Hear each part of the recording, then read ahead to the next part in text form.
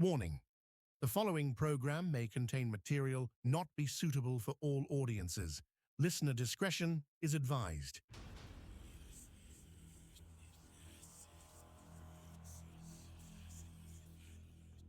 They say for every light in this world, there is a shadow waiting to reclaim it. We've been told what to believe, what to fear, and exactly where the boundaries of real end. But tonight, we're crossing those lines. From the whispers in the attic to the lights in the desert sky and the entities that walk among us, we are stepping behind the veil. Transmitting from deep within the mountains of West Virginia, it's time to seek the truth. This is Let's Find Out with Diego. And now, here is your host, Diego the Podcaster. On this episode of Let's Find Out, our guest has been living the most interesting life. His journey has had many haunting happenings during his time in college, the military, on travel, and in relationships. On the last episode that he was on, we only covered the tip of the iceberg. He's a writer, director, producer, author, and most definitely haunted. With a new book and movie recently released, he's ready to make his mark in the entertainment industry and the world. All this plus more. Please welcome back our good friend, Jason J. Tavares. Jason, my friend, I'm so happy to have you back on, brother. Cool. Thanks for having me, buddy. Appreciate it. Good Oh, seeing you again. hey, good to see you. And, we've been, ever since I've had you on the show, I think we text each other about a couple of times a week, seeing, how you doing, how your project's coming Yeah. along, what's going on, giving each other support. And sometimes some of the best stories, the best moments on the show aren't even recorded. So we usually have our pre-interview and sometimes we have our chat after the episodes. And there was so much more we didn't cover on the last episode because we had that 1 hour mark already. So we're definitely going to dive into these things. But since I last talked to you, you've done a couple awesome things. Yeah. One, you've had a book published, and two, you released a new movie. So let's start with your new book because I understand you're with Zombie Media as well. Yeah. Thanks to you. I mean, you introduced me to Thomas Markham, and that was really awesome because now it's like an actual company. Not, I mean, self-publishing is great, but I feel going through like Zombie Media, it's a name with the book, and I think, and he even promotes too, which is so nice because he had a series of questions he sent to me and had me answer them, and he features them on his website. So that's another resource that after you publish your book, you can cut and paste and share that as well for people to learn more about the writer if they're interested. And I thought that was really cool of him to do that. Yeah, he does a great job promoting not only his own content, his channel, but also the authors that he publishes the books for and other filmmakers that he also works with. So we're definitely going to get into that. So let's talk about the book because I believe when I was talking to you last, you at one point wrote a series of stories, but they were unreleased, or you tried self-publishing at one time. So what's the name of your latest book and how long ago did you write it? I actually got a copy right here. Hopefully it's clear. It doesn't It have a lot is. of glare. It's called the beautiful creature looking out the door. There is my dog, and he died Friday, April 22nd, 2016. His name was Lukey Dookie, and the book is called Curb Grass: Short Stories Written Between Walks. So every story in here, and it's a big book. It's like a 300-page book. All the stories were written in 2016. It was the last story being written just prior to his death. And then I never published the book. I have all these stories. I had them on a thumb drive. I started talking to you about it, and you gave me the resource of contacting Thomas Markham, and it worked out great. He in the cover design. I'd put this on LinkedIn. I actually left a comment to Thomas. It actually made my girlfriend cry, but in a good way. Mm. And she was like, "That's the most beautiful cover," because she loved Lukey as well. So for her to see that, I mean, I gave him a series of pictures, and he was nice enough to put them on the inside cover. So when someone opens the book, like they'll be, taken by the cover. Then you look inside, and you got pictures of Lukey on the inside too. So I had an original idea for it, and he came up with something better. So you're not only getting a book with a great cover, you're getting, like 17 or 18 great paranormal and strange stories, which, fill the 300-page book on Amazon under And my name, Jason Jitterbars. it is amazing. 300 pages, and these are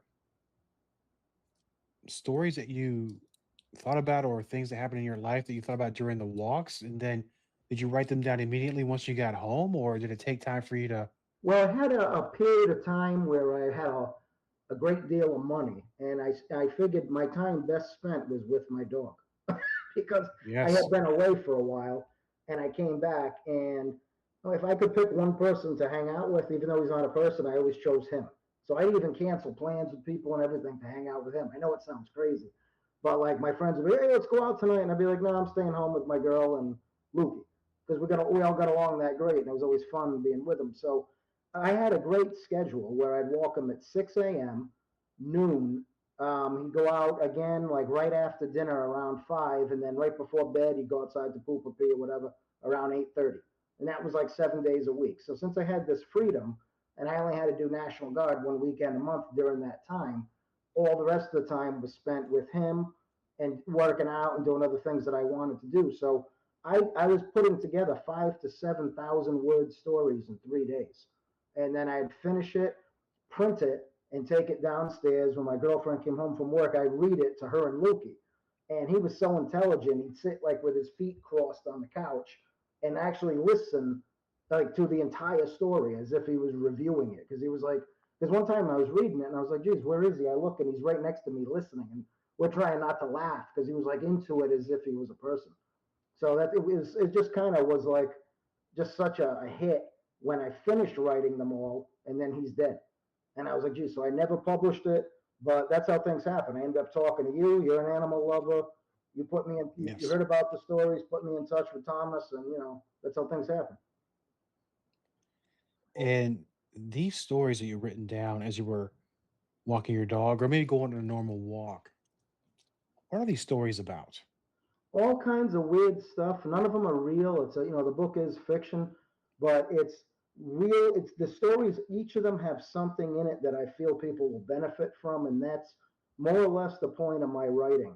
Whether it's something that's action, drama, I always want someone to be able to pull something that they can use later on. Maybe not 100% in an uplifting way, but it is something some of them are in an uplifting way. I'd say a great deal of them are, but something you can take away. And the reason way I got that from was from watching The Twilight Zone when I was a kid. Every episode gave you something that you could remember and either use or refer it back to something else and compare it. It was his stories were so brilliant. So I feel this is up there, and I would never compare myself to Rod Serling. He's one of my heroes. But I think he'd be proud of it if he read it. And do you take the same approach in writing books? Like when you write your scripts, are you doing this? Is it the same formula or two types of things completely different? That's actually a great question because I only started writing scripts maybe 5 years ago, 4 years ago, I would say, in the manner that I do now. Um, to go from books to scripts was extremely difficult for me. It was almost like I couldn't do it because now you're putting everything a camera needs to see into an action line, but you don't want to put so much that a director has to sit and read it because now that's defeating the purpose. You're not giving the guy a book. You're giving the guy something he can get a ton of information in the shortest little space and facilitate it. Like I need boom, boom, boom, boom, boom, and that's it. So I've gotten to the point where I can write a script now and I can take like an action line and make something that's huge and break it all the way down into the smallest thing and still have the same intent. So it's that much easier for somebody directing it. And with your experience in writing, and forgive me if I asked you before, and sometimes I tend to forget some of these questions that I asked, not intentionally, of course.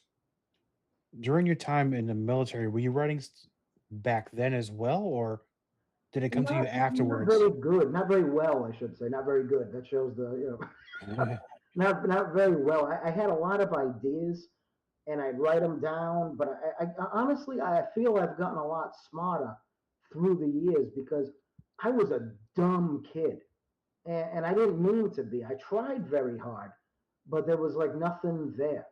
And I think it took a great deal of trial, error, failure, some success, not just in writing, but in life, to make my brain work in a different way.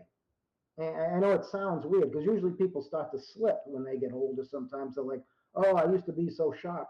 I feel like I'm much sharper now than I was when I was younger because I can sit there and talk all day about all the Didinsky moments in my life, and some of them are pretty embarrassing, but a lot of them weren't intentional. I just wasn't very bright. I don't know. There's no other way to put it. I hate to be so blunt, but it's the truth. No, I completely understand. School wasn't definitely I wasn't very talented. I basically made it through the skin of my teeth, So I did thankfully. better in college. I have two. I just finished another bachelor's degree in 2024 at URI, and I sat in class with the kids at 48 years old, from 48 to like 50, and I was in the class with 18 to 22-year-olds. It was the most awkward 2.5 years of my life, but I got through it. All right, now I have to ask Yeah. because at one point I was always like the youngest person in a group, Mhm. and then in a different kind of group I was about the same age.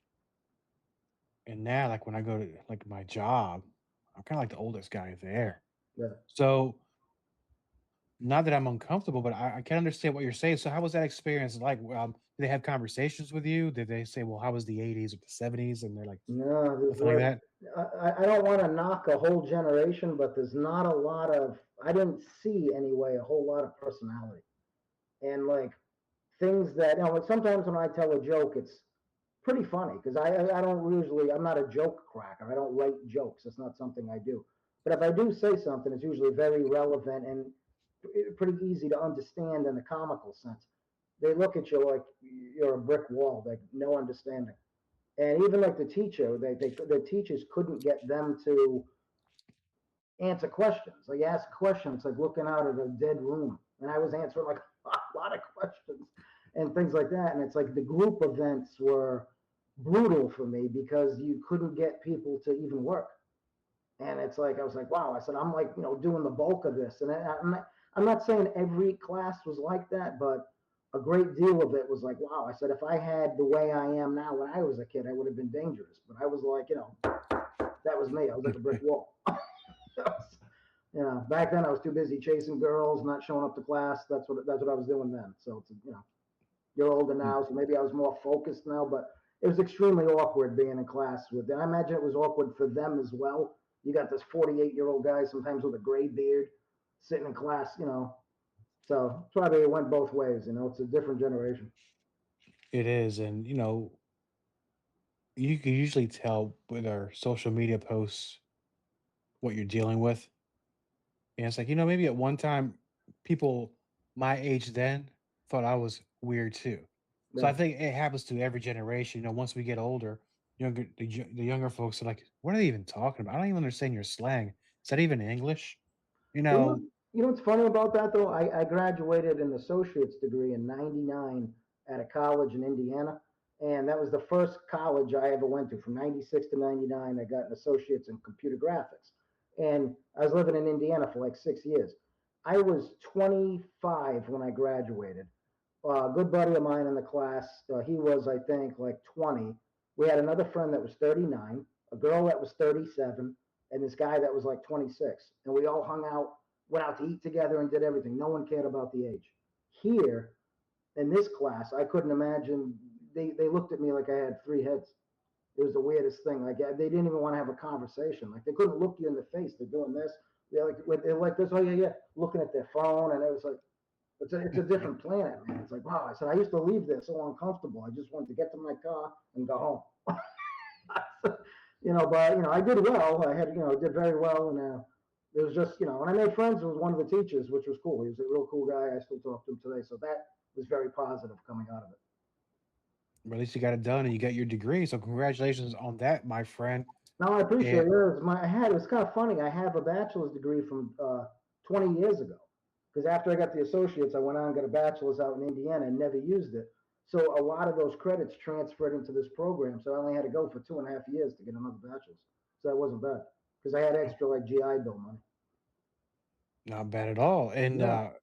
got it done. And I'm gonna hop on something you just said earlier, talking about you don't joke around too much, right? Many jokes, right? Yeah, I don't write them, but like sometimes the things I say are pretty funny because I try not to oversay them, but I'll Yeah. say them like at the perfect time. At least I feel like they're funny because normal people laugh at them, but in those classes, it was like crickets. Glad I'm not on stage because this is brutal, you know? Well, no, I understand. No, for sure on that because I was gonna go into your script writing in movies Okay. where more of a serious tone at times. There are some parts that are, I guess, some humor in it, but that's not really your focal point. No, I put the humor in a lot of things, even the darkest stuff, because life, regardless, has some humor. Like, let's say Mm. you're out in the woods and you fell into a 10-foot hole at night. Well, you'd be scared, you'd probably be injured, but at some point you'd laugh. Because that's the human, that's how we understand our situation. We sometimes put some type of humor, even though it's not funny, and the rest of that experience isn't going to be funny. There's still something that you'd be like, "Oh God, I don't believe this happened." You might laugh at it later, or if you do get out of it easy, as horrible as it is, you know what I mean? It's always some type of comical spin, regardless of how dark it is. You know. Right. And well, let's talk about your latest movie. What's the name of it and what is the subject of it? It's radiators popped as pipes rattled, and it came out on the 23rd of April. Kind of strange, actually. That movie came out on the 23rd of April, the day after my dog died 10 years ago. Oh, I'm sorry, the other way around. That movie came out on the day he died, 22 April, and the book with his picture on it came out the next morning because I thought Thomas would have this done like months later, and it came out the next day. I was like, wow. I say I just talked to him about it a few weeks before. So two big things right around that date, you know. But this movie is about a guy who is extremely beaten down. He's an extremely beaten down character, and it happens in a lot of movies. You see a character's that beaten down and he comes out. But if you get a chance to watch this, nobody would think this guy would pull out of the world that he lives in. Like he's a guy who came from an egg. He finds out. I mean, there's other humans around and this and that, but he literally came from an egg. And the girl he associates with in the story raised him from an egg, but he had feelings toward her because he doesn't remember his childhood. He's not from here. He comes from an egg from someplace else, and she's what's called a being. She, for all intents and purposes, she's a female robot. You'd see her walking down the street, you wouldn't think anything of it. But it's at one point in the story, she goes through her own problems, and he has to now kind of deal with what he's going through to become what he becomes in the end. And I think people, if they take the time to watch it, it's 50 minutes. It's all made, it's a YouTube movie. I made it for like 250 bucks, but I have all great actors in it. It has 9 really good actors in it. And then on January 7th, I put out another 50-minute movie, seemingly Curtis Cusbelch, and I play the star in that one. In the Radiators Popped as Pipes Rattled, the main guy is an actor named Albert Bouvier. He's actually a really good actor, and I hope he gets noticed and gets to do more stuff because he's an excellent actor and a great singer. I have him. I wrote a song and he sings it in the movie. I mean, this guy can sing. He's a fantastic singer. But the other one I mentioned on January 7th, seemingly Curtis Cusbelch, I play Curtis Cusbelch, and that's a great story too. So if anyone out there gets a chance, the Jason J. Tavares YouTube channel, you get 2 50-minute movies, all with very very good. All the people I work with are much better actors and actresses than I am, and they make it that much better. So those are both 2 great movies that people can check out this year. And then on Amazon, of course, Curb Grass, short stories written between walks. And you make them specifically for YouTube on purpose, or are you looking for distribution, or are you going to keep it there for a while? Well, I want to be a Hollywood writer, like a screenplay writer. I want to be an in-demand writer where people are calling me and saying, "Hey, man, we need this, this, this, and this. This is the budget. This is what we have to work with. This is what we're looking for." Da, da, da. Like they'll give me a sheet. I write it, boom, get paid, and move on to the next script. But I'm not there. I have made some profit here and there on things, but the stuff for the YouTube channel, really all I have is me. On these last 2 50-minute movies, I'm the writer the director, the producer. I act in it. I'm the cinematographer, and I do the post production work. And I'm not that great at the post production work. I could be a lot better. And I try to do extremely tight cuts on these last two 50-minute movies, the ones I mentioned, because I want it to almost have a 70s feel. So there's like, like there's no music in either of them. And I didn't want it to be dry, but I wanted people to be so into the story that they didn't even notice that there wasn't music. A lot like No Country for Old Men. I don't know if you've seen that movie, but that is a great movie and it has no music. That's kind of rare nowadays, isn't it? For like a major movie not to have some sort of soundtrack to it. Yeah, and that movie just keeps you because everybody's scared of the main guy that what is it, Anton Sugar is a frightening character. Probably the And scariest character since Hannibal Lecter. well, that's high up there because of Hannibal. So that's something that could really happen. You see what I'm Oh yeah. saying? It's you might Have you read seen about Have you that. seen the movie No Country for Old Men? I have not, but I've Oh, seen. you gotta see that, Yeah, man. Tommy is Lee that Jones is in it. It's excellent, man. Excellent movie. you'd be amazed at how many movies I haven't seen yet. I haven't seen Titanic. That's a great Um, movie. is it? Yeah, I think it is. I mean, it's Maybe. probably watching it with your wife. You're married, you said, right? Yeah, Yeah, you yeah. watch it with your wife. I mean, that's what I would probably do. I mean, because she'd enjoy it as well if she hasn't seen it. We'll probably do that on date night. We're gonna go see the tomorrow because I am that guy. I'm gonna go see that He-Man movie, and I'm either gonna cry or I'm be happy. I haven't decided yet, but I don't care about the reviews. I'm gonna go watch it and have a good time. Yeah. But let me get back to I get lost in these things. I'm sorry.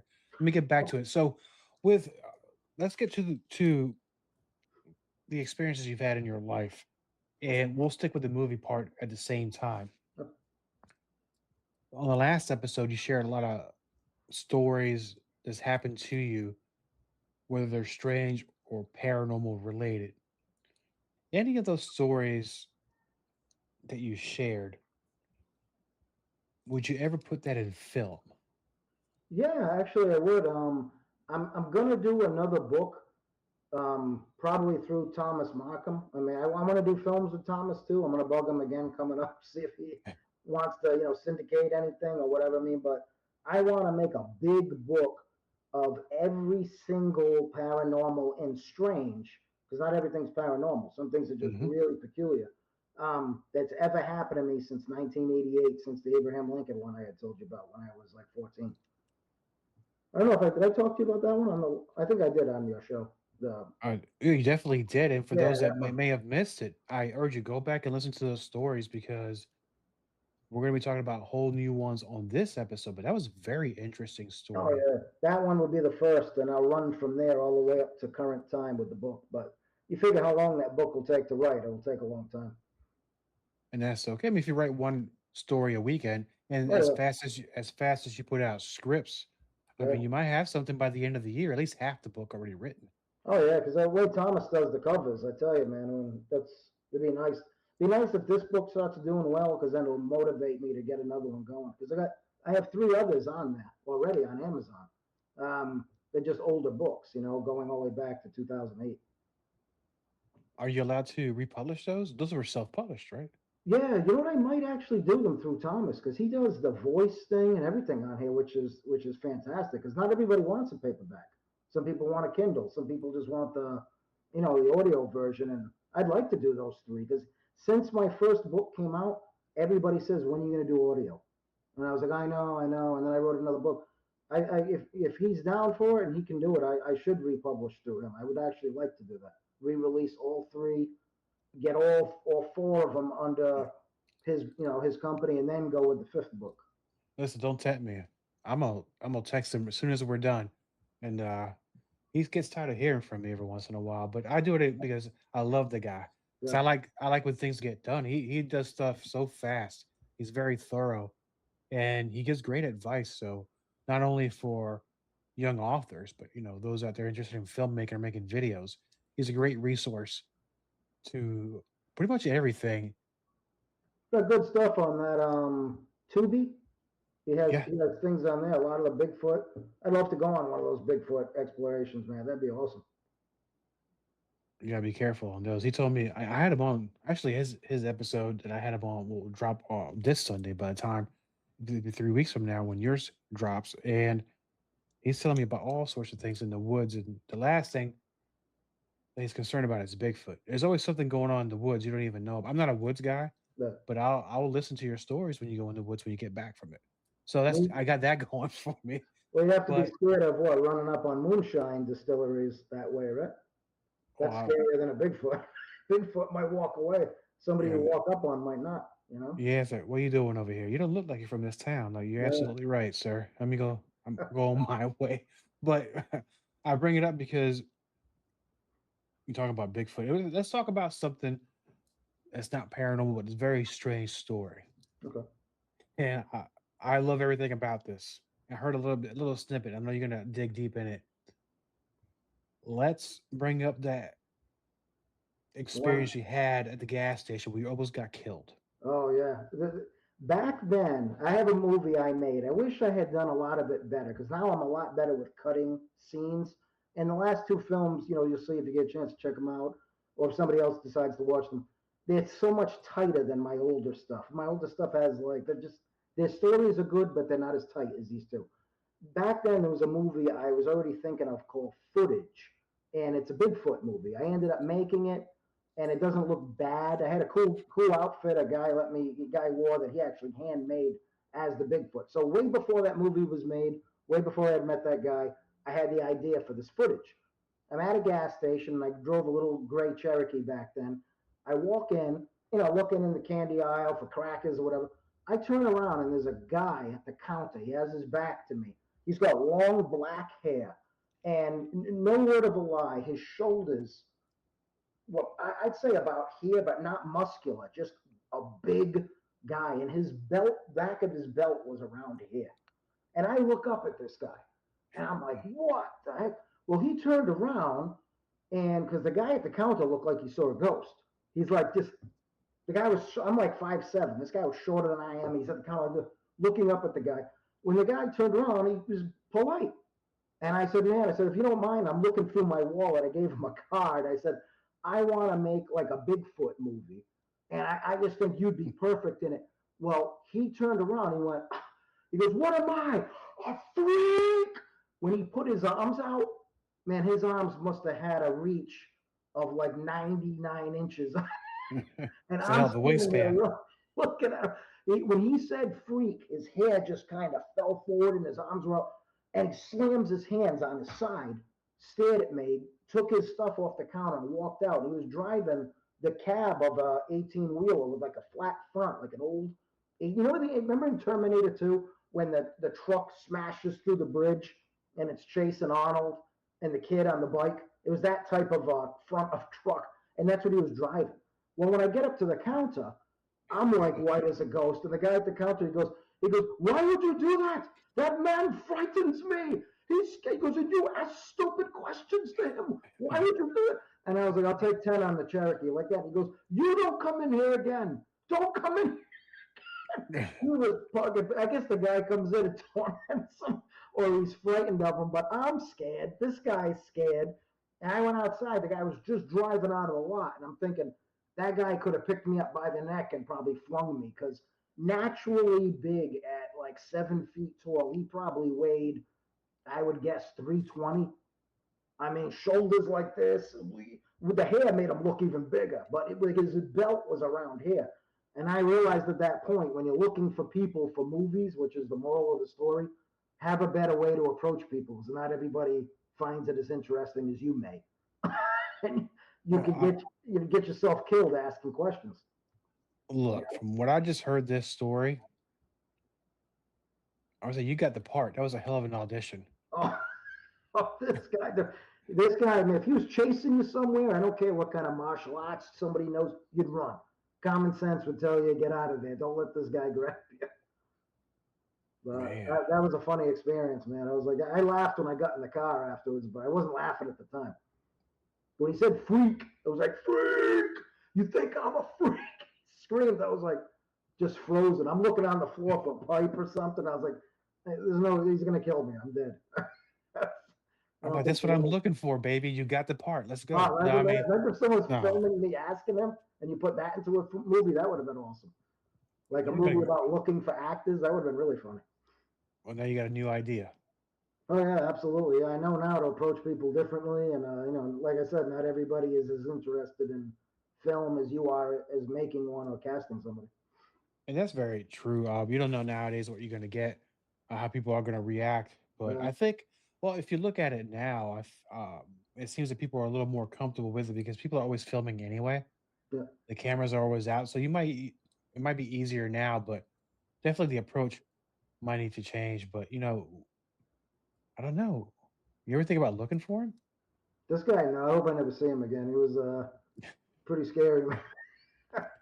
Yeah, that's okay. I wouldn't want to look at him either. My whole 5 foot nothing, so Yeah, he was a big dude. I mean, if it wasn't anything like that, he's probably a nice guy because when you turned around initially, he looked like a nice guy, and I really drew that out of him. Not a wise thing to do. no, no. Next time we'll find something. If you want to do a story about a Bigfoot, there's plenty of big fellas down the street I can Oh, talk to. well, So the we'll guy get who to. abused him, I think, was about 6'3", 6'4", with a handmade costume. So I got lucky. I met him through a friend, and it worked out pretty good. Well, let on the subject of Bigfoot. Have you? Because I know we're talking about your paranormal experiences, and you may have talked about other things on the last episode. What about with cryptids? Have you come close to anything like that? Yeah, I had a thing, and did I ever tell you the Iowa story? The one I that took think you place. did, but let's talk about it again. Well, I don't want to waste this episode on that. Could somebody flash back on the other one to it about the Patagonian Mara creature I saw in Grimes, Iowa? If I had already told that one before, I mean, I don't want to waste the hour on that one, telling the same story. But there's no way that was real what I saw. It's impossible that it was real, but I absolutely saw it. I had no alcohol in my system. I don't do drugs. I wasn't coming off surgery medicine. I hadn't had a surgery. But what I saw looked like it was made of black paper. And it was very clear. It was under a parking lot light, Grimes, Iowa, 26 September 2014 at 8:30 at night. It wasn't even super dark because the whole street was lit up. And when I saw that, man, that was the scariest thing I'd ever seen. And it didn't frighten me, it more or less intrigued me. I was almost thankful when I saw it. I said, how many people get to see something like this? But I think if people go to the other episode, man, they check that out. I think they'll, really like it. And it was probably one of the most amazing things I've ever seen. Probably the most amazing thing I physically ever saw. Put it that way. One thing, I had a woman in Romania I caught on film that I developed later and saw the picture. But this Patagonian Mara looking creature looked like black paper that I physically saw, had no photo of. So I would say that's probably the scariest thing I've ever seen. Yeah, I believe you did show us that picture on the last episode. Oh yeah, the one from Romania. Yeah, it was funny. I'd Yeah. snapped that of two people that were getting married the next day, and I developed it a week later, not even knowing what was on there. The lady at the counter was scared though. She was like, "That's a demonic spirit." And I'm looking at the picture. I'm like, "Wow!" I said, and that was with a cardboard little crank type of disposable plastic cardboard camera. Yeah, the old style, you had to send them out and get it developed, and now Oh everything's on yeah, the phone. Yeah. this was back It in 2000. I think it was 2004. doesn't seem that long ago either. 2004, 22 years ago. But, Exactly. That's how I met you because I was on Tours of Terror with Charles Rosenet, yeah, and he introduced Charles me to you. Charles is awesome. He's Yeah, a good guy. He's always doing something. He loves the Beatles and the Monkeys, yeah. if He's always anything. busy. That guy. Yeah. Always, well, he is. He's always doing something. That's good. It's good to Yeah. stay active, man. It's not good to be sedimentary. True story. And that's how we live long lives, my friend. And then, not to bring up stories we talked about in the last episode. So let's bring up some new things, new experiences, because I know well, this time I'm a little better prepared because we actually have three photos that you shared with me. We're about to share with our good friends and listeners of Let's Find Out. And I'm going to start with one, Okay. which is I'm going to bring this up and then you go ahead and let us know what it's about. But it looks to me like some sort of image on a flash. So I'm going to bring this up right now and then go ahead and guide us through this one, my friend. That is, if you can, well, you can't see my hand, but if I were to point to my left, right past my face at the ceiling, that's my ceiling in this kitchen up there. I think Oh, it was 2023, not that long ago, and I'm on the phone with my buddy RC, and he's one of the guys I hang out with when we go out and do like the Bridgewater Triangle. For those out there that don't know what the Bridgewater Triangle is, it's the most paranormal area in the United States. And it's not far from Rhode Island. It's You have Abington, Freetown, and Rehoboth make out the points of the triangle. Taunton is in the center, and you have the Freetown Forest. There's a huge forest there. We were talking about our experience that we just had in the forest.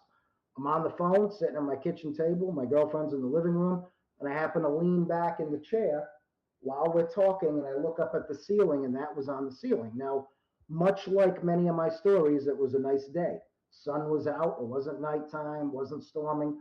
And I turn around in my chair, and I'm like, "Oh my god!" And he's like, "What?"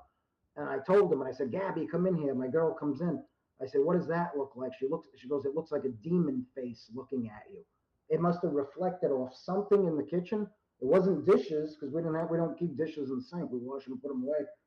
But it reflected on the ceiling, and I had to say, "Dude, I got to take this picture." So while I'm talking to him, I snapped a picture, and that's a creepy picture because we're talking about an extremely paranormal place. You know what I mean? That we just came out of on one of our visits, and then that's on the ceiling. So if I hadn't yeah. leaned back, I never would have even noticed it. And as I'm looking at this picture, and I don't think people can see the cursor or the mouse. Are you able to see that? Probably not.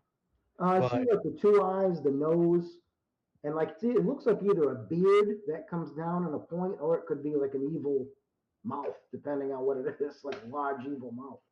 yeah, no, yeah, because what I'm looking at there, it's like if I were just to take the head itself and squint, it kind of reminds me of an extraterrestrial classic look, like one of the grays.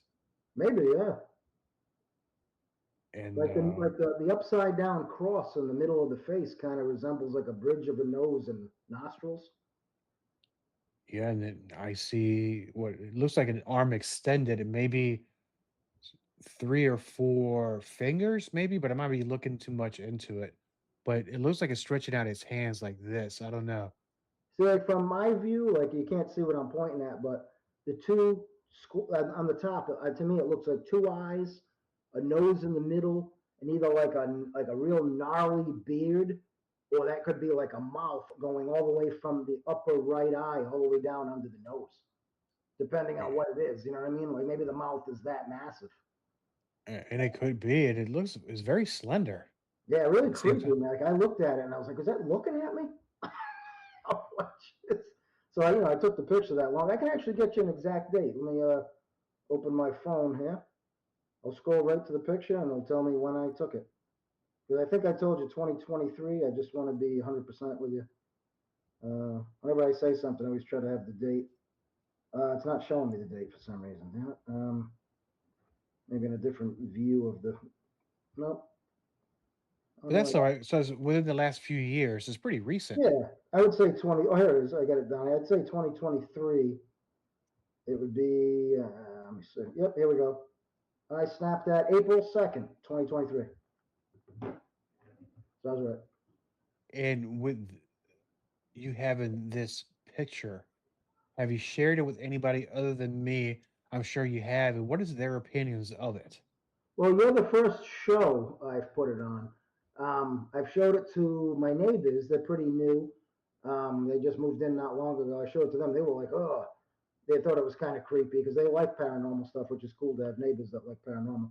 Um, and I showed it to my neighbor across the street just recently, and she thought it was kind of creepy. But I have showed it to other friends, and they're like, I'd get out of that house and all this. And it's like, oh, a lot of creepy stuff has happened here since the last 7 years that I've lived here, but nothing has physically touched either of us. We just had a lot of weird happenings. Nothing's been broken. No one's been hurt. So, you know, things are going to live among you. What are you going to do? Yeah, we're all living in shared space. Yeah, I mean, if there is seven dimensions going on, however many dimensions, that's probably a good explanation as to why we see things. Because if they're trans-dimensional or whatever's going on, I mean, there's a lot going on that we'll never understand. That's very true. Maybe one day, even when we cross over, we may understand, or could be a whole different thing, different mysteries that we're it's all unknown at this point until you get there. Yeah, that's why Yeah, it's. I know it's. I'm getting really off topic here, but in a stressful world, it's very hard to for people. It's very easy for people to sometimes slip into the area where they want to kill themselves or things like that. And unfortunately, it does happen. But if that does, somebody does think about those things, you always have to kind of remember you don't know where you're going to end up because now you're ending something rather than having it natural. You know, there's always somebody out there that can probably help you so you don't have to get to that point because you don't know what you're going to face if you did something like that, you know? it's not worth it, man. Just keep It's on not living. worth it. Just No, I mean, try to get through that day and maybe tomorrow will be better. 100% true, my friend. And then brings us to image number two. And this one, I can see plain as day. I'm cheating because I can see it on the bottom here. I'm going to bring it up. So we're talking about oil tank at this point. Yeah. So I That brought that up. there started out like not that print itself, but I I get a lot of dust. It's a black oil tank in a basement. It's going to get dusty. So unfinished basement. I started out with before I ever found that with just four fingertips on the oil tank in a different spot. And I had noticed it. And I said, geez, I said, well, maybe my girlfriend was down there and she touched it, or maybe I touched it walking by. I thought nothing of it. A little bit of time had passed. Now, this is all pretty recent. This is like maybe, I'd say within a 4 to 5 month time period leading up to this one from about 2 months ago, 3 months ago. Um, then I had one that looked like, if you know what military sergeant rank looks like, it's like little mosquito wings, like just basic E5 sergeant. I had three of those upside down, and then next to it a line, and I couldn't. I mean, I'm like a line through it, and like a dot next to it, and that was in there, and that was physically drawn in the dust. So I never took a picture of it. I showed my girlfriend. She goes, "You did that," and I said, "No, I didn't do that. I'm not. You know, I joke around, but when it comes to stuff like this, I don't screw around and get you to believe things that aren't real. I don't do that." So she was like, wow, that's weird. So from that point on, I cleaned it. Cleaned all the dust off of it to get new dust. This was from the new dust. And the guy came to my house one day to work on my furnace. And I have like five different lights when I bought this house in my basement. It's like five different lights down there. It's pretty cool. You can turn this one on or shut this one. It's cool filming down there because you have a lot of illumination from different angles for shadows. I happened to turn the one light on over the oil tank when he came downstairs, and I went, "Oh, geez." And he goes, "Oh, geez, what?" And he said, and I showed it to him, and he goes, "You didn't do that?" I said, "No, that's new. That's new." And I was like excited, and he goes, "Oh man, I wouldn't mess with stuff like that." If you look at it, just the finger, like this is right here. What you're looking at is the curve of the oil tank, because you know an oil tank's kind of curved. This is the curve. That right there, if you could see it up close, it's as if something put its hand on it and rolled it because it goes way down and the thumb sticks out. The thumb's like this long.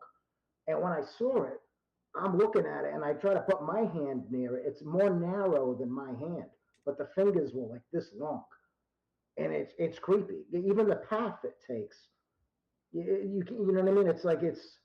I was like, wow, we don't have kids. Nobody else comes in the house but her and I. So when I saw that, I said, oh, this one I'm taking a picture of. So I snapped a picture of it. And I remember I went on a show, another podcast, a Canadian show, a guy named Greg Gilbert's Python's Paradise, it's called. I think that was like 2 months ago. I'm not sure exactly. It was this year. And he asked, he goes, hey, when's the last creepy thing or paranormal thing that happened? And I said, I think it was either today or last night. And I brought up that picture. But I didn't send him the picture. I tried to show it to him on my phone and he couldn't see it, but I explained it. But you get to actually have it on your show, which is cool. It is very cool. I definitely appreciate that. So with homes, even my homes, like dressers get dusty or certain tables do. Have you seen any prints like this in other parts of the house? No, not at all. Well, up here on a table, I had something weird on a very dusty part where I have a Nintendo, but I did move the Nintendo. So I don't know if a wire did it, so I wiped that and dismissed it.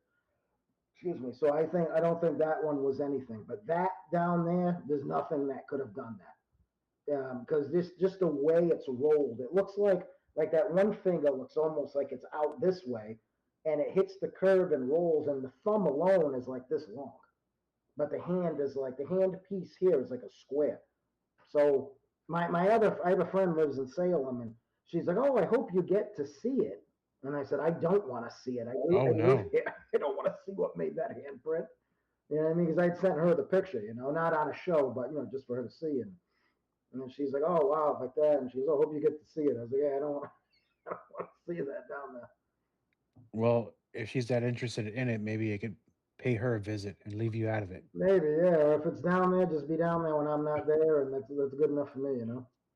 Yeah. And now, well, something similar. We're not talking dust prints. We're talking actual handprint itself. Yeah. Not on dust, but it looks like it made quite an indentation. I'm gonna bring this up, and this is very interesting indeed, my friend. So let's remove that, and there you go.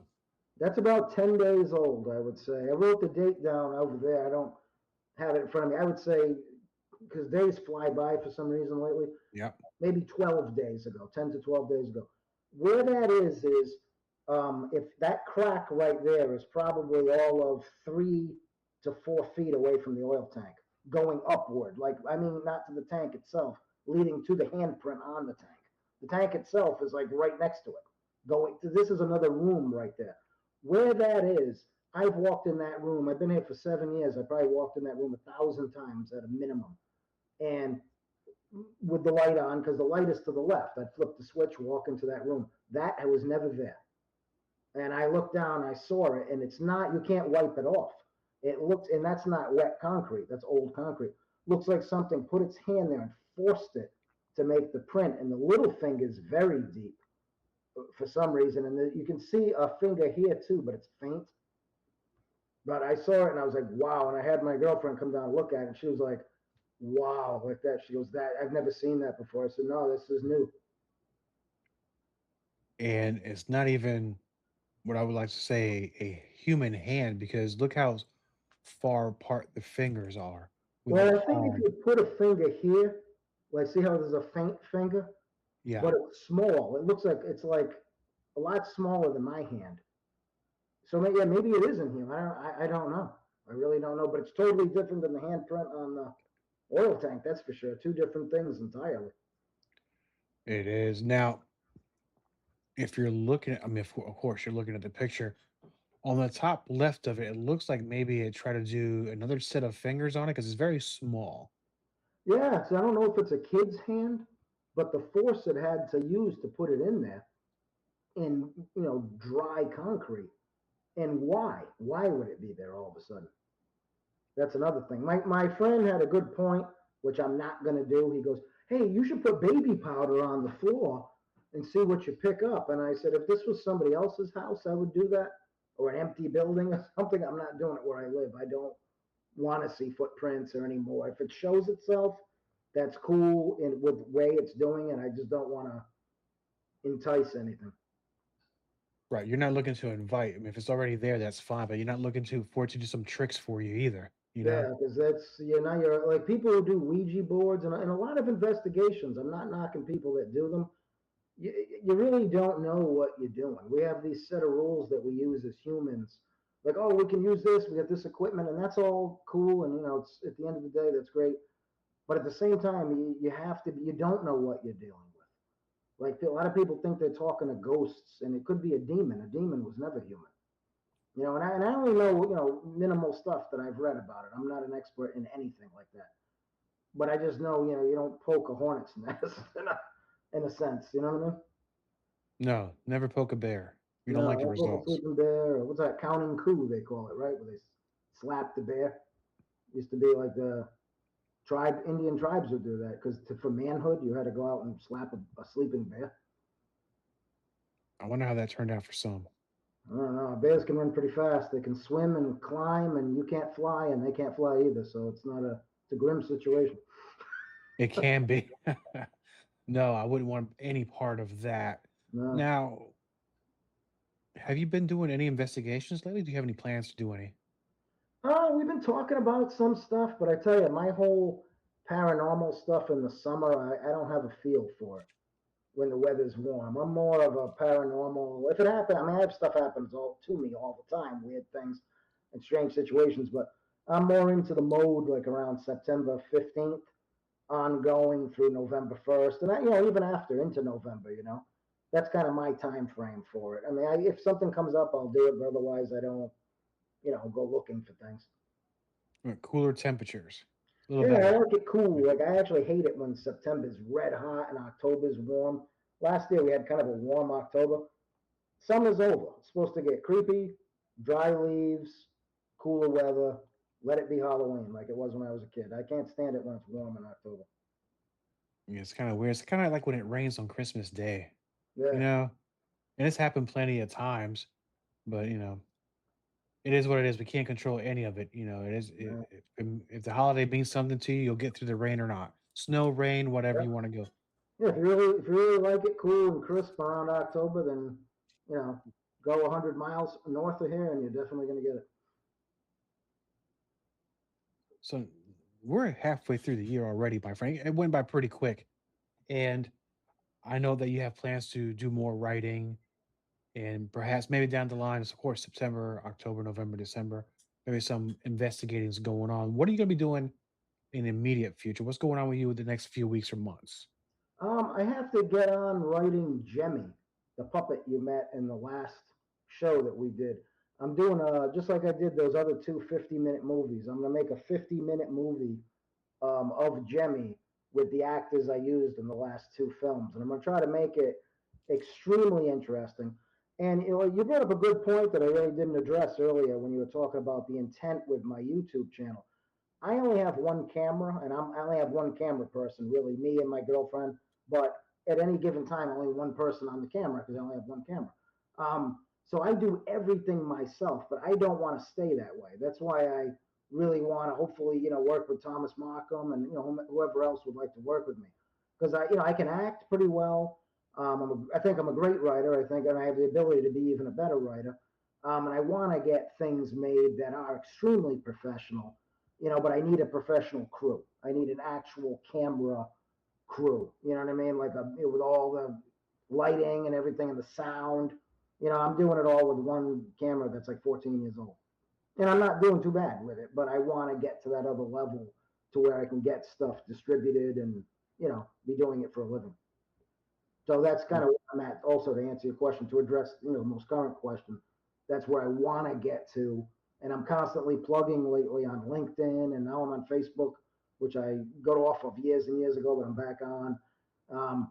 Always trying to find people to do that with because it's not easy. You know what I mean? And a lot of people will be very motivated today, and then tomorrow they don't even want to do it.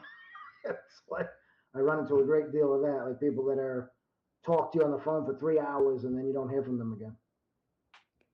No, and that does happen. Like they had the idea sounds great until you have to put it to action. It's like, I don't know. Yeah. So it's good that you weed them out early. You don't want them to flake out on you in the middle of a project either. Yeah, and weeding stuff out is a lot is good for you too, as the person looking to get something done, because you don't want to spin your wheels. Not only like you said, spinning your wheels. You don't want to get your hopes up because it can actually screw your day up and your time that you're spending. Because if somebody's like, I have a guy I'm friends with, a Hollywood guy. He's gives me a lot of good advice, and he said if somebody doesn't have a budget, they're not showing you a budget and they don't have a distribution deal, you have nothing. And he's right. He's 100% right. And I appreciate the advice because I didn't even realize that stuff then. Because you'll get people that are talking about, oh, we got this actor. You could film a movie and have the greatest movie in the world. If you have nowhere to put it, there's no point. And it's budget and distribution. Well, the ultimate question then lies in I know we're talking about your YouTube channel and you have your socials.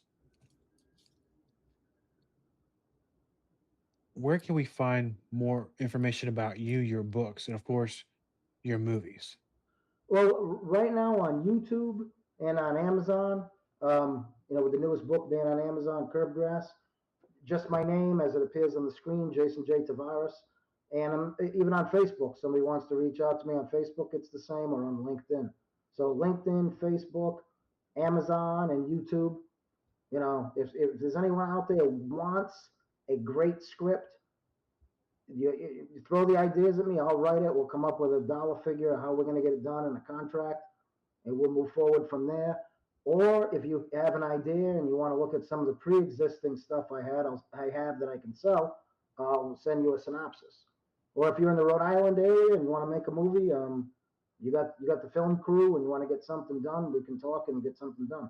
I just want to get something done. That's my biggest thing. I don't want any excuses. If we start moving forward, I want it. I'm somebody that wants to get it done. And that you will, because now not only do you have the new book and we'll be publishing more, a new movie out on YouTube. So me knowing you, even though it's been a short time and we text back each other a couple times a week, I know you're always working hard and I really respect that about you. And I know in the next few months you'll have something released. I'd love to bring you back on because I know that there's much more to cover, not only with experiences that you've had, but let's talk about some of these projects you got coming out. Yeah, I tell you, like Jemmy will be a really good one. But the thing is, with my YouTube channel, I mean, people kind of look at it and I think they know it's an old camera. But I mean, if anything, when you're watching the film, especially the last two, look at all the great actors in there. There's people in there that could be, the next big name. There's a lot of really good actors in there, and they do jobs. I have a stockbroker in there. I got people that drive trucks. I got people that do different jobs, and they're in the films, and they have great qualities where they could really become something. But they're already something in the civilian world. But maybe if they wanted to get into this, it's just very hard to break in. So I think there's a great selection on my channel that, if anything, it's entertaining because the stories are very good. And that's what it's all about, entertaining the people. And before we go, because now I'm interested, when you were here last time, we got a lot of comments about Jimmy Oh, yeah. and people who've had experiences with him, some of your friends as well. Has he been active lately? Lately, I'm trying to think. Not in a while. When I came back, I think I told you the story when I came back from Bermuda. Strange things took place. I don't know if I ever told you that story. That was a while ago. That was in 2024. And then I told you the electrical story, right? When my friend came over and the power went out. Yeah. Um, yeah, but other than that, he's never physically done anything. He's never moved. But it's weird with all the oddities that have taken place with him. I know it sounds silly. I'm almost scared to film him alone because I give him a respect as something that could be a conduit. So even when I put him back in his box in the basement, which has locks on it, it's all a cushioned box.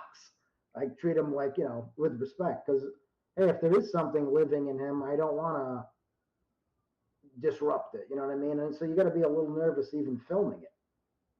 Yeah, I know it's kind of Yeah, superstitious, but it's just kind of, I've had it for 10 years now, or I had him for 10 years now. So, and that's a good amount of time. He must really like you because he doesn't seem to do anything nefarious towards you. no, just So odd, just odd. you're a good caretaker. Yeah, I try to treat him with respect like you would with anything else. Well, I'm looking forward to seeing the film about him, and I look forward to having you back on the show later this year, man. Like I said, I really respect what you're doing, and let's get you back on soon. Now, you said you have more time left in the hour, or are you at the end of the hour? Oh, we got all the time in the world. What do you got, brother? Well, if you wanted me to, now that we got through the initial stuff, I could pull out any of the old stuff if you wanted me to cover something. Because on our show, do you remember on our show, the last one we did, I discussed running into people again? Yes. I left something out of that, and I didn't realize it till I got off your show. We talked about a military major that I ran into in Arkansas. I was talking about him, and he walked by the table. Do you remember? Did I discuss that on the last show? I vaguely remember. Yeah, I know you have a lot of shows, and I did other shows. I really don't remember me covering that, but I remember touching on points of bumping into people, running into people in strange places. I think I told you a story on that one. One of the biggest ones on there, I think this is the one I left out. I had run into a guy. Well, I met a guy in Chicago, first off. I graduated basic training and field artillery school in 1992. And back then, when you graduated, you went home in your green dress Class A uniform. You just graduated, you're going home to visit your family on leave before, you either go home for good if you're National Guard or Reserve, or you go leaving for active duty. I was going home to go visit my family and then go, on active duty for 4 years. So I'm at the airport and everybody's talking. There's a guy there. I met him and he was pretty cool. I remember he was holding his newspaper kind of funny when I had walked up after checking in my ticket. So everyone's talking. It's around the holidays and he was a couple years older. I think he was like 26, 27, or whatever. No, probably like 24 to 26. I was 18. And he goes, so what are you doing next? I said, well, I just graduated artillery school. I'm going back to Rhode Island, visit my family. And then I'm going to be in Kentucky at Fort Campbell for, however long they need me there. So small talk, everyone had a good conversation. That was it. 10 years later, I'm now living in Indiana. I'm at the O'Hare Airport again. Civilian clothes. I'm in the National Guard now, Indiana National Guard. Going to college out there in Indiana, or graduating college in Indiana. Here I'm 28 years old. I'm at one of the terminals and I look to my left. A whole crowd of people. Airports are very, very busy. I see a guy's newspaper like this with his legs crossed. And I looked again. It was the same way that guy had been holding his paper when I was 18. So I don't know why it triggered me, but I walked over there and he had told me when I was 18, we were all talking that he was getting married soon. So I went up to this guy. I looked insane. I said, how was the wedding? He put the paper down. He goes, excuse me? And I said, well, I think you're the person I talked to 10 years ago. And you told me he was a little heavier now, the guy. And I said, you were getting married. I had on an army uniform. I had a brown bag with me, the pointed army cap on 9 yards. And he goes, I remember. He goes, what? How did you remember me? He was like freaked. People around him are like looking and listening. And I said, the way you held your paper. When I walked up that day to come sit down, I wasn't, when I was 18, I wasn't walking over to talk to this guy. He had started talking to me. Everybody was talking. It was holidays. When I walked up this time, it was the same scenario about 10 years later. Guy's holding the paper, and I explained it. He goes, that's amazing, because you work for the CIA or anything? I said, no. I explained what I saw, and I related it to what I saw when I was 18. So now we had everybody talking again, just like at the holiday. So, when it was all, the moment was over, I told him, I said, hey, I'll see you in 10 years. And he started laughing. He goes, all right, man, I'll see you in 10 years. And he's like, that's amazing. That guy pointed me out. That's amazing. So that was part of the story that I hadn't told you when I told you on the other episode, all the ones that, I was running into people in different places. That one was probably one of the most peculiar because it was a decade apart. What are the chances? Same airport, guy's holding his paper the same way, like a decade later. Here I am, 18 to 28, and he remembered me, which is weird. And I remembered him off the newspaper. If he hadn't had his newspaper like that, the way his legs were crossed, I would have walked by and just sat down because I've been on an airplanes, a million times between those dates. You have steel trap memory. I think sometimes you might get a little bit of help from above just to remember certain moments, and because something like that, I mean, yeah, that's why would you yeah, remember that? You know what I mean? Why would you remember the angle, the leg cross? I was always very fond of that moment though, because you're going home and everyone's seeing people all happy at Christmas, talking about where they're going, and this guy's getting married soon. Here I am. Hey, I'm going on my leave for 10 days. I'm going to the base, and he wished me luck, and I said, hey, good luck on you, getting married and so on and so forth. Um, and he did end up getting married. So he was like, oh, do I know you? He was like blown away. This guy. So yeah, I never saw him again after that. There was no 10 years later. I guess that was it. so and you asked that could have gone either way. You say, Oh yeah, yeah, yeah, I was gonna get married, but at least it was okay. yeah. It was a positive story. He didn't have anything. At least he didn't go freak like the guy at the gas station. Where you think I'm a freak to try to attack me or something. Oh no, that's I think we've all would have been running too as well. Man, I tell you Oh what, I yeah, know that I remember the story you said about the teacher that you met. yeah.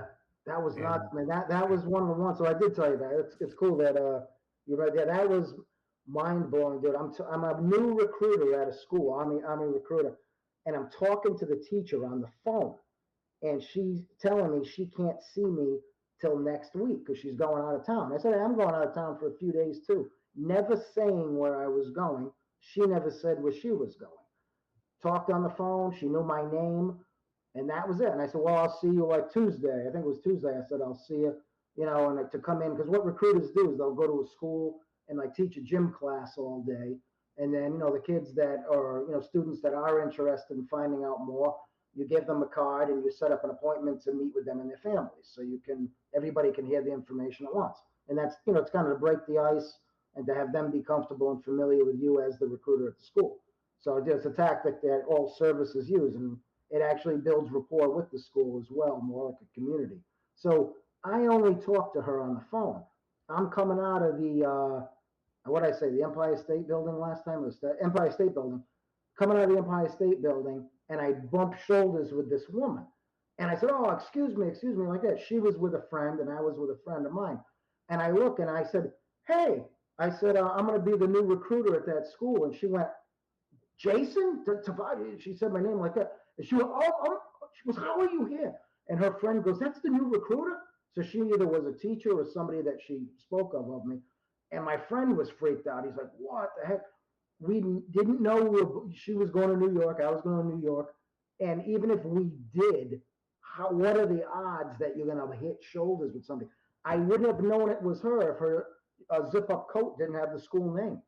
That's what caught me. I said, hey, you're a teacher at that school? And she went, yeah. She goes, I'm the gym teacher. And I'm like, oh, I'm going to be a recruiter there. Her face was like blown away, man. It was when I talked to her when I got to the school. That was a good icebreaker because she had all the teachers over there explaining that story and everything. So that was cool because we all had a good laugh for my first day there. And you think you'd recognize me in public? You wear a hat a lot, but I probably would because of your glasses, and you're always unshaved. If you shaved and had contacts, I'd walk right by you probably. Yeah, it's kind of the look in my neighborhood. I'm quite a like a Fabio of the neighborhood with his beard. That's all right. Yeah, why not? Right? I'm gonna go with it, even though he never had. I don't think he can grow a beard, but that's a whole different thing anyway. But no, I think I would recognize you for sure. Definitely, I would recognize your voice if you were talking, and we're definitely gonna cross paths eventually. Now that you and I, we have had plenty of conversations. We might, you, me, and Thomas get together. We'll do something, man. There's always something to be done. Got to make a And movie, man. What's your acting background? I've never asked you that because I know you read a uh, book, right? next to zero, but I was a sports entertainer at one time, so I can probably do some pretty decent stunts for you. And but yeah, we'll definitely do something. I think I can recognize. I could probably memorize a couple of lines, but I play a good dead guy, so that's. You wrote a book though, didn't you? Didn't you publish a book? I did. I gotta send you a copy. I forgot to. So we'll once we get done here, I'm gonna get your address or give me a PO box so I won't stalk you, and I'll send you a book out. No problem. Well, if I ever did an episode on stalkers, that's an episode I could do. I've had probably more male stalkers than some celebrities. All right, so Ooh. we're gonna definitely do that. I'm gonna bring you on bonus overdrive Wednesday. We're gonna talk about stalkers and I've yeah, had some weird stories, man. I had some stuff, just weird things like, actually, I'd rather not do that because if they're listening and I want someone to say, hey, that was me and refuel it. But I guess I could tell you one right now. How about that? We'll do one right now if you have the yes, time. And I don't want to do a series of it, but I might tie some stuff into other stories I write. But okay, I had I'm trying to think the best one. I had a guy that I went to school with, and we took a bus home back to Rhode Island. Well, he went to New York. I went to Rhode Island for Christmas. Stupid me. He goes, oh, it's so cheap. It's only like 80 or 90 bucks. I didn't realize it took 25 hours. So from Indiana to Rhode Island was like a 25-hour bus ride because of stops, or maybe 29 hours. He got off in New York. His was only like 20 something hours. So it took the bus home instead of taking a plane, which would only cost a little bit more. And I would have been home in like 2.5 hours with a direct flight. I ride the bus with this guy all that way. He gets off in New York. I get off in Rhode Island. I'm home for about 10 days. I get a letter in the mail that's this thick from him, written on both sides about what a piece of crap I am and how I treat him like garbage. And he's not coming back to school because he doesn't want to see me and he wants nothing to do with Indiana. Da, da, da. This was like a psycho note. So I'm reading this thing, both sides, huge, like an industrial staple in it. So he must have had an industrial stapler at some point. I bring it back to school, when my vacation's done, and we have like a break area where all of my buddies of mine, like remember that group I told you about where it was a 39-year-old, a 38-year-old, a 26-year-old, and that's the group that I hung out with at this community college in Indiana. That's what I was talking about earlier. So I'm showing this note to him. This guy comes in the door of the school. He goes, "Hey, I haven't seen you since the bus ride." Da, da, da. Like nothing happened. And he comes over. Mhm. And I'm like, "What the heck?" And he's talking to us. And I said, "Dude, what is this that you sent me?" And he goes, "Oh, don't worry about that. I wasn't feeling that good when I wrote that." By the time I had gotten that letter, it was as if he had dropped it in the mail in New York because I got it just 2 or 3 days later in Rhode Island. So he had to have already had it written, or maybe wanted to hand it to me when he got off the bus in New York, and I went the rest of the way to Rhode Island. So I don't talk to the guy after that. I see him around school. I say, "Hey man, I just don't want to talk to you." It was real freaky. It was weird. I didn't want a big note like that when I'm home at Christmas, and it was just odd, and it kind of screwed up my vacation time. Not completely, but it put a little notch in it that you don't want to have around the holidays because other things can happen anyway to ruin a holiday, and that kind of just put a bad taste in my mouth. So, long story short, I graduate that college, never really talked to the guy again. 2 years later, no contact with this guy. I'm dating a girl, and I was in Rhode Island again on vacation. And she had the key to my apartment. She was a really cool, trustworthy person. She was nice enough to wash a big pile of clothes that I had in my laundry basket when I was gone. She told me, she called me up and she goes, "I'm a little freaked out." I said, "Are you okay?" She goes, "I walked into your apartment and it was like a big old nice apartment complex. There was multiple units. She walked in, closed the door, and I guess forgot something outside. When she opened the door, there was a little filing cabinet outside with 3 drawers. And she opened the drawers, and one of the drawers said in there, 'I'll always be watching, Alex,' because the guy's name was Alex. And she called me, and I'm like, Alex P. He had put on there. And I'm like, Alex. And I went, "Oh my God." I said, "I know who it is." She goes, "Are you serious? Is it a girl?" I said, "No, it's a guy." And I explained the story on the phone that I just told you. So he had to have followed her in the building. Now, I hadn't physically seen the guy, spoke to the guy, or anything. And this is like 2 years later, but also around Christmas. That's freaky, huh? It is. It's almost kind of like the reverse of what you do. You run into people every 10 years or so often, but this is kind of like the bizarro world version of Yeah, it. when someone leaves something like that, like they've been watching, and on top of it, where I lived when I went to school and where I was living at that time, there was like a huge, not a monstrous gap, but it's the other side of the city. So I mean, it's easy to track people, but it wasn't that easy in like 2000, 2001. I guess you could have Googled it then, I imagine, but I think it takes a great deal of time back then to track somebody down to that point. Where was he standing when she went into the apartment, opened the door, and then it was sitting there?